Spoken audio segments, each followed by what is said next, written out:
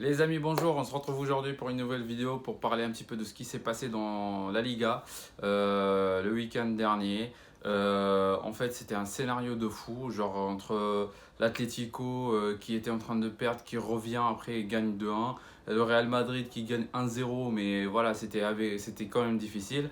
Avec le Barça qui gagnait au début, après voilà, ils sortent à la fin avec un résultat, on va dire, négatif de 1 contre Celta Vigo.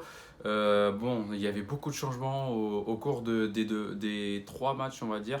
Parce que le Barça, au bout d'un moment où quand l'Atlético, voilà, il allait prendre la victoire, pour le Barça, c'était mort même s'il gagnait. Mais le fait que Barça a commencé déjà à perdre, euh, à partir des dernières minutes, c'était déjà, enfin, ils attendaient plus l'Atlético parce que pour eux, c'était fini. Pour le Real Madrid, bah, ils ont tout donné. Et ce qui était chaud, c'est que le Real Madrid gagnait et l'Atlético perdait en même temps. Donc, au bout d'un moment, le Real Madrid, ils ont commencé à croire qu'ils vont passer tête de la Liga. Et je me rappelle, j'ai vu même sur enfin, dans le stade pour les joueurs remplaçants, il y avait Marcelo qui parlait à je sais pas qui, à Dani Carvajal, je crois, et il était content en lui disant, voilà, ils sont en train de gagner. Il parlait de Osasuna, ils sont en train de gagner et tout, et que le Real, voilà, il gagnait 1-0. Donc c'était une folie, même pour nous, les supporters. On était là, moi, je suis devenu fou. J'ai dit, le Real Madrid, il peut passer premier avec une journée qui va rester, donc ça va être une finale, quoi. Le Real Madrid va tout donner pour gagner, même si Villarreal, c'est pas facile et qu'ils ont gagné aussi le Séville qui sont quatrième 4-0. Alors que Séville, je pense, ni le Barça, ni l'Atlético, ni Real Madrid l'ont gagné avec ce score-là. Et même en Ligue des Champions, ils n'ont pas perdu autant. Donc, pour vous dire, après, c'est la fin. C'est vrai qu'ils ont tout lâché, même à 2-0. Ils ont tout lâché pour gagner. Enfin, soit ça fait 4-0, soit ils peuvent revenir. Je pense qu'ils ont joué le tout pour gagner. Mais ce que je voulais dire, c'est que voilà, c'était un changement au cours des matchs. Au bout d'un moment, comme si c'était en même temps, il y avait trop de suspense. Et l'Atlético, avec la Grinta comme d'habitude, où il donnait tout pour gagner. Après, il y avait des polémiques sur les réseaux sociaux, bien sûr, par rapport aux deux mains de Real Madrid qui pouvaient avoir penalty. Enfin, c'était les mains des joueurs adverses, mais ce que je voulais dire, oui, il y avait la main où Modric il tire, ça c'était la deuxième. Et la première, c'était la main où Odriozola il centre, il centre dans la surface et que le joueur il avait la main décollée. Et ça, c'est tout le monde l'a dit. Enfin, même ils ont fait venir des experts d'arbitrage et tout, qui ont dit que, dans une chaîne espagnole, et il y a un qui a dit si je siffle un seul penalty en Liga, ça serait celui-là. Parce qu'il est clair et net. Même si peut-être il n'a pas fait exprès, mais la main il est décollée, il est comme ça. Ils l'ont sifflé contre Real Madrid, je sais pas contre qui, bah, il y a les photos. Et, euh, et c'est pareil au Real Madrid, enfin ils ont pas eu penalty par rapport à ça. Et même avec ça, j'ai aimé la mentalité des joueurs.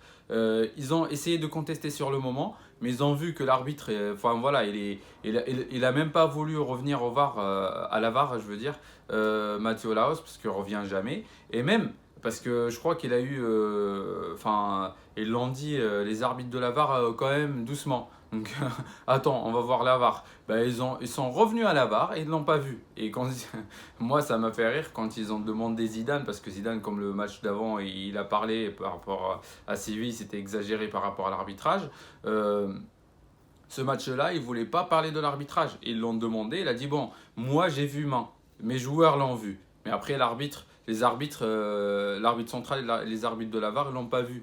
Donc voilà, c'est le boulot des arbitres. Moi, je ne vais pas rentrer dedans. Et c'était un message pour dire aussi que ce match aussi, c'était, voilà, il y avait un truc de volé, quoi. Mais heureusement que Real Madrid a gardé l'espoir de gagner et ils ont tout donné pour gagner. Et franchement, c'était un match idéal contre Bilbao. J'ai jamais vu Real avec un. Enfin, j'ai déjà vu, mais ça fait longtemps qu'on n'a pas vu Real Madrid avec autant de grinta, autant de volonté de victoire. Ça fait longtemps et ça fait plaisir de voir ça par rapport au match de l'Atlético. Aussi, il y avait polémique par rapport, je sais pas si vous avez déjà entendu, je me doute pas que vous avez déjà vu sur les réseaux sociaux, par rapport au break qu'ils ont eu l'Atlético, qui a été demandé par Simeone. Au bout d'un moment, moi, je regardais les matchs en même temps et j'ai pas compris. Comment ça se fait que les autres matchs, ils n'ont pas de break, alors que l'Atlético, bon, ils ont eu un break. J'allais dire, bah, écoute, c'est Madrid, c'est pas pareil. Je regardais les autres matchs. Getafe, ils jouent à Madrid, ils n'ont pas eu de break. Je sais pas qui jouait aussi à Madrid. Il y avait deux matchs à Madrid en même temps, en parallèle avec celui de l'Atlético, et personne n'a eu un break. Et en plus, le break était demandé par Simeone. C'était pas un break que genre l'arbitre a décidé, c'était programmé. Ils ont fait un break. Un break qui était, un deuxième mi-temps était demandé par Simeone. Et en plus, ils perdaient. Et ce break, ça permettait de rafraîchir les joueurs, de donner des consignes de coach, de coaching.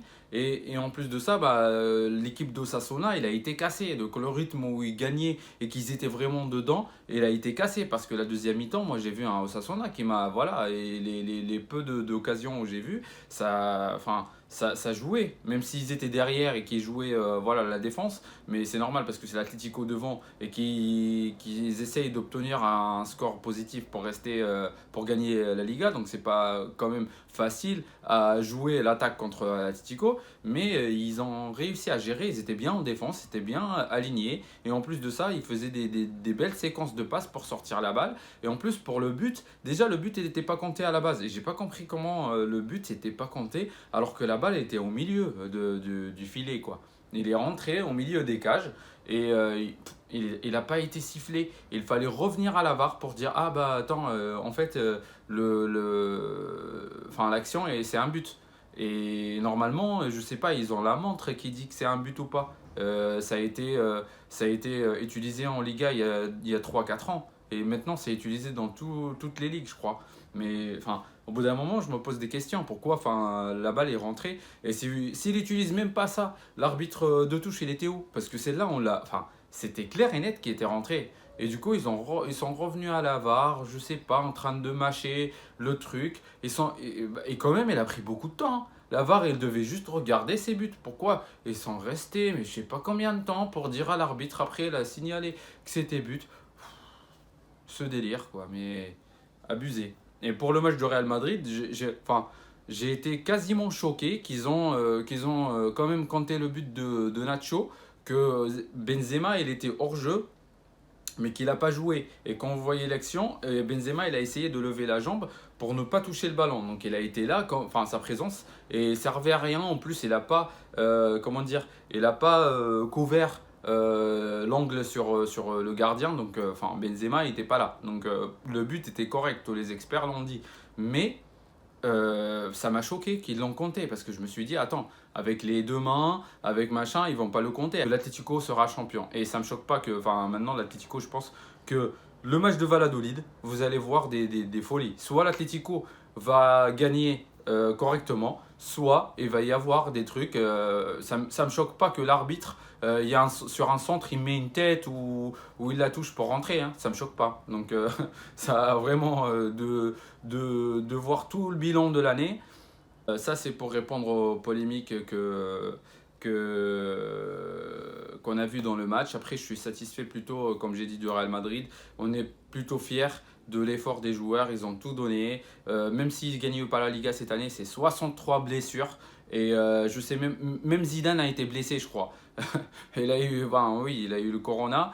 Tout le monde a été, là, Kroos, il a eu corona. Tout le monde, Varane, Casimiro, avec les blessures, je sais pas combien de blessés. Carvajal, il n'a pas joué quasiment toute la saison. Il y avait beaucoup de blessures. Ramos aussi. Bon, les piliers, quoi. Parce qu'en défense, Ramos, Carvajal, machin, c'est les piliers. En plus, vous allez me dire, la défense, ils ont assuré Nacho, Militao, c'est vrai. Mais avec un Carvajal sur le côté, Carvajal, il faisait beaucoup de bien quand tu le compares par rapport à Odriozola. Et même Vasquez, il a été impressionnant en attaque, mais en défense, il y avait des matchs où voilà, ça a été, je vais pas dire à cause de lui, mais c'était limite et qu'on a perdu des matchs où on a des points à cause de ça. Parce que le pauvre, il a essayé de donner tout ce qu'il avait, hein. Il n'est pas défenseur, il n'est pas latéral droit, hein. Lui, à la base, il est ailier. Donc en attaque, il était là. Il était vraiment d'une justesse hallucinante. Et moi, je veux bien que ce joueur continue au Real Madrid parce qu'il est vraiment joker, hein. Tu peux le faire jouer partout et il se plaint jamais. Il a l'esprit de Real Madrid, il se donne à fond. Et il a la grinta, il veut toujours gagner. Et je pense que ce joueur-là, même s'il est remplaçant, il sera vraiment intéressant. Donc je pense que pour moi, ce joueur, il faut le garder plutôt que le laisser partir. Et je voulais parler aussi d'un Miguel qui était hyper intéressant sur ces 2 derniers matchs parce que en fait au début je voulais pas parler de lui parce que j'ai pas vu encore ce qu'il peut donner en 90 minutes. Mais là on a eu la chance parce que j'attendais qu'il soit aligné pendant un match total. Le dernier match de Bilbao, il était impressionnant. Et il m'a vraiment choqué avec ce niveau-là parce qu'on n'attendait pas un niveau aussi stable et tout. Parce que, enfin voilà, on a vu des latéraux hein, comme Reguilón et tout qui est parti à Tottenham et tout, il était régulier aussi. Mais c'est vrai que Miguel, il a quelque chose.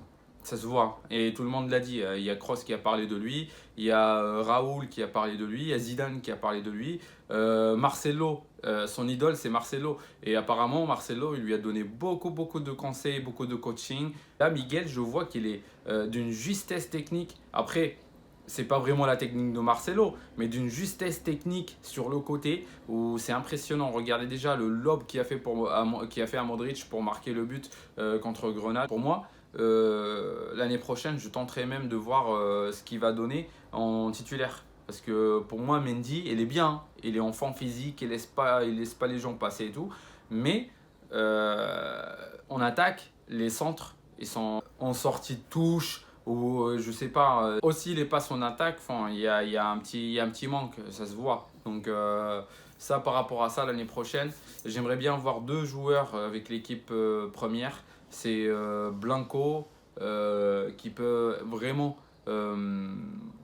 jouer pour reposer Casimiro et Miguel pour jouer sur le côté. J'aimerais bien que Zidane, s'il continue, il le fait grandir et il lui donne la confiance, même si il lui donne la Liga par exemple, et lui donne voilà, la moitié des matchs de la Liga et l'autre moitié Mendy et la Ligue des Champions Mendy parce qu'on va dire oui plutôt favoriser la défense que l'attaque. Mais donc voilà, on arrive à la fin de la vidéo. Merci d'avoir regardé. N'hésitez pas à commenter si vous avez des commentaires. N'hésitez pas aussi à vous abonner à la chaîne.